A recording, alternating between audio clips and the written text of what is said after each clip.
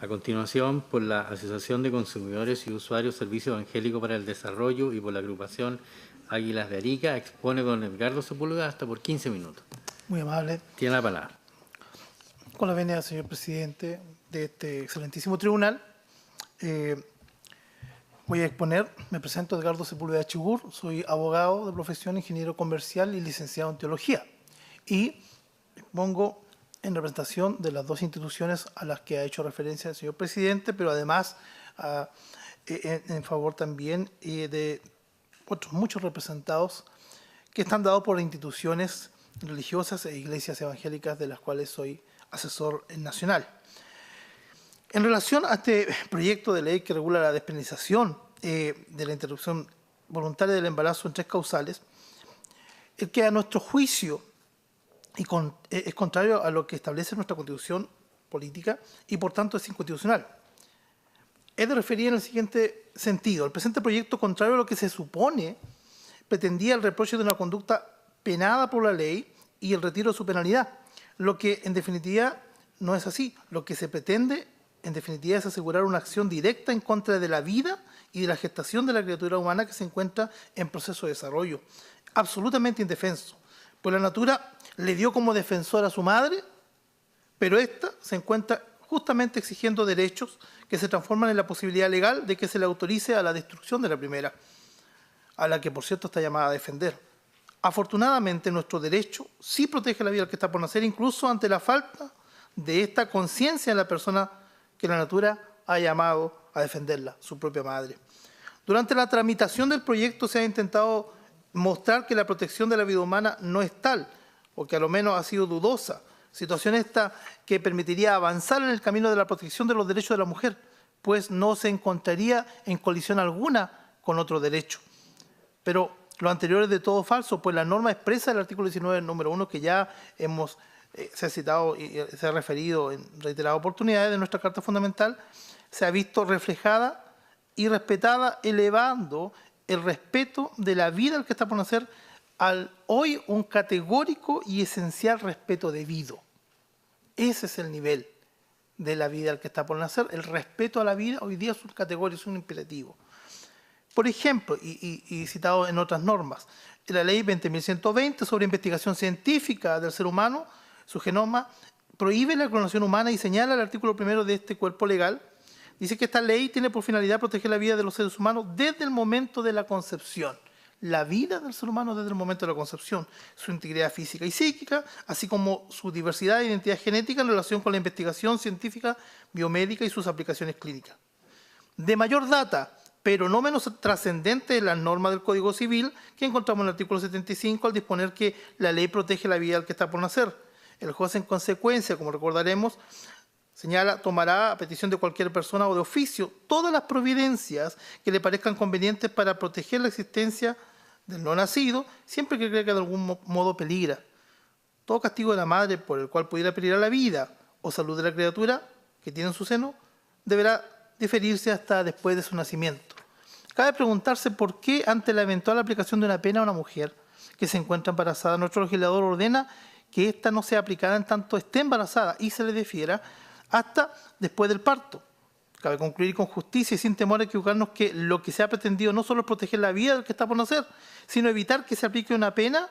a un individuo distinto al que cometió la falta. Es decir, feto y madre son individuos de la especie humana distintos entre sí. Cuestión no solo interesante, sino a esta altura innegable. ¿Qué pasa con nuestros tribunales de justicia? Sumado a lo anterior, es necesario hacer referencia a la protección de la vida que está por nacer que se ha sostenido en nuestros tribunales de justicia. La excelentísima Corte Suprema ya ha establecido que el ser humano tiene derecho a la vida y se hace evidente que el que está por nacer, cualquiera sea la etapa de su desarrollo prenatal, pues la norma constitucional no distingue, tiene derecho a la vida, es decir, tiene derecho a nacer y a constituirse en persona con todos los atributos que el ordenamiento jurídico le reconoce, sin que su respeto opere ningún tipo de discriminación. Para terminar, concluyendo que si entendemos que la fertilización es un proceso continuo que no resulta separable en etapas y momentos, debemos incluir y concluir que el óvulo fecundado o embrión es ya un individuo de la especie humana y como tal digno de protección constitucional para alcanzar el pleno desarrollo hasta que el nacimiento se produzca. En relación a los derechos humanos de los que se ha hecho referencia en esta sala, cuando hablamos de derechos humanos nos llama poderosamente la atención la facilidad con la cual se esgrimen la existencia de estos para ciertos individuos de la especie humana y por otra parte la facilidad con la que se les niegan a otros.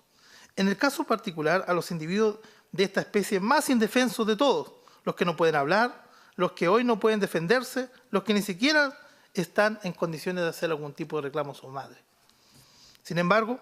existen respetados informes en derechos humanos que sí le reconocen tal calidad, no solo de individuo y sujeto de derecho, sino la calidad de víctima. Y esto es de un enorme avance para quienes levantaron la bandera de que el informe y hoy no podrían esconderla. Me refiero al informe sobre calificación de víctimas de violaciones de los derechos humanos y de la violencia política elaborado por la Corporación Nacional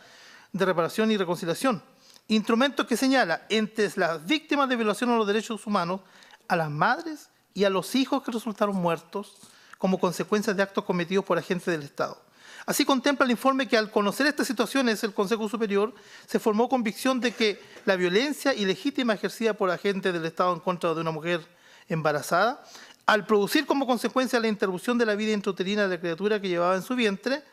constituye violación del derecho a la vida de esa criatura, de conformidad con lo dispuesto en el artículo 19, número 1 de nuestra Constitución y el artículo 4.1 de la Convención Americana de Derechos Humanos, que por mandato del artículo 5º, inciso 2 de nuestra Constitución, integran en ese ordenamiento jurídico el derecho esencial de respeto a la vida de toda persona que se inicia al momento de la concepción. Por tanto, la criatura que se encuentra en el vientre materno ya es titular de ese derecho y al ser privado de él, adquiere desde ese momento la calidad de víctima de violación de los derechos humanos, dando origen a la obligación de reparar por esta causa a su madre.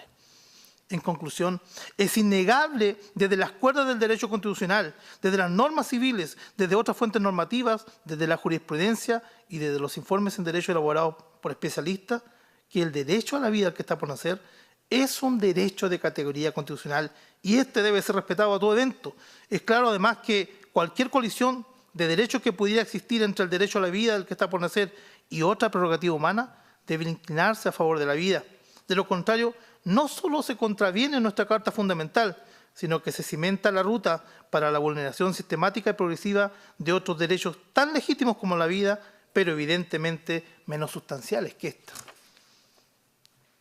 ¿Por qué el proyecto en cuestión es inconstitucional? Recordemos que en nuestro artículo 19, número 1, refiere: la Constitución asegura a todas las personas el derecho a la vida y a la integridad física y psíquica de la persona. La ley protege la vida del que está por nacer. Primero, señalar que la integridad del proyecto atenta contra la norma antes referida. Lo primero que debemos zanjar es a quiénes está protegiendo la Constitución, a quiénes está garantizando los derechos. Como es sabido, el enunciado del artículo 19 de la Constitución asegura a todas las personas, comprende, entre otras, la idea de dar protección a todas las personas sin distinción de ninguna especie. Como se sostendrá por alguno que la referencia a persona debe entenderse esta desde su concepción de existencia legal, esto es al nacer, de ello que duda cabe, para poder marginar entonces a la criatura que se encuentra en el vientre materno. Pues bien, en tal caso estamos frente a una situación que merece cierta aclaración para determinar el alcance de la expresión persona, tomando en consideración las normas de interpretación dadas por el propio legislador, el cual refiere que ante tal evento, que exista esta contradicción, que no quede claro de la lectura sola de la norma, podemos recurrir al espíritu de la ley manifestado claramente en la historia fidedigna de su establecimiento. Así encontramos, solo por hacer referencia, que en la sesión de sala del Senado de la República del 3 de marzo de 1999 y con ocasión del cambio de la palabra hombre por persona, se tomó un acuerdo de sala, el cual brindó en forma unánime el siguiente sentido.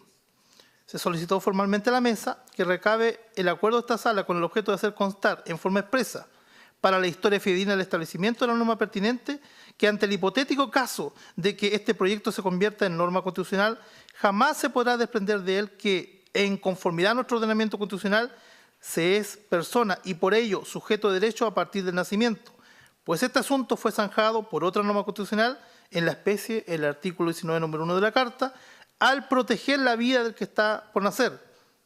Lo hace luego de que el epígrafe de aquel precepto dispone expresamente: la Constitución asegura a todas las personas. Es decir, que la criatura que se encuentra por nacer es persona y sujeto de derecho desde su concepción. Esto es una extensión de la expresión legal y civil de persona.